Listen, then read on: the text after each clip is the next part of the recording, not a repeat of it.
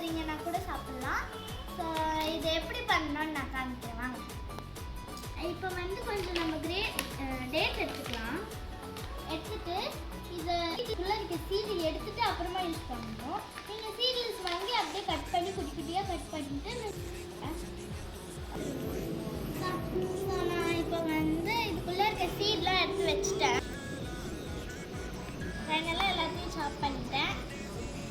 Okay, இதை ஜாரில் போட்டுக்கலாம்.